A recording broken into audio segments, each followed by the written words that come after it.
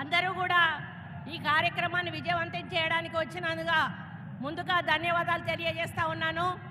మన రాహుల్ గాంధీ గారు బీసీల మరి పక్షపాతి, బీసీలు బాగా బతకాలి, వాళ్ళు బాగా ఉండాలి అనేటువంటి ఆలోచనతోటి మేనిఫెస్టోలో బీసీ గణన చేయమని చెప్పడం మనందరికీ కూడా అదృష్టంగా భావించాలి.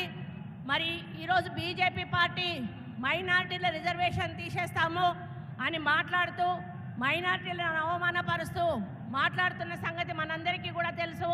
మన ముఖ్యమంత్రి రేవంత్ రెడ్డి గారు అధికారంలోకి వచ్చినాక నిరుపేదల సంక్షేమం అభివృద్ధి ధ్యేయంగా ఈ ప్రభుత్వాన్ని ముందుకు తీసుకుపోతూ ఎన్నో సంక్షేమ కార్యక్రమాలు అందిస్తున్న విషయాన్ని జీర్ణించుకోలేక ఒక పక్క టీఆర్ఎస్ బీఆర్ఎస్ నేతలు, అదేవిధంగా ఒక పక్క బీజేపీ నేతలు అన్ని విమర్శలు చేస్తూ మాయమాటలు చెప్తూ మోసపూరితమైన ప్రసంగాలు చేస్తూ మరి ప్రజలను మభ్యపెడతా ఉన్నారు. కాంగ్రెస్ పార్టీ ఏమీ చెయ్యదు అనేటువంటి మాట మాట్లాడుతూ ఉన్నారు.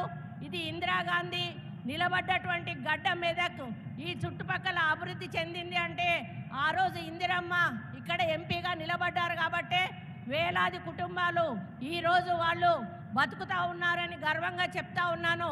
బీజేపీ మరి మోడీని అమిత్ షాను ఒక్కటే అడుగుతా ఉన్నాను, మీ ప్రభుత్వం వచ్చినాక తెలంగాణకు ఏదైనా ఒక ఫ్యాక్టరీ కానీ ఒక కంపెనీ కానీ తెచ్చారా అని చెప్పి మిమ్మల్ని అడుగుతా ఉన్నాను.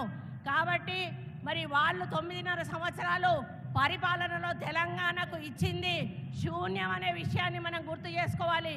కేంద్రంలో కూడా మన ఇండియా కూటమి అధికారంలోకి రాబోతా ఉంది. అక్కడ ఇక్కడ మన ప్రభుత్వం ఉంటే మనకు అభివృద్ధి బాగా జరుగుతుంది.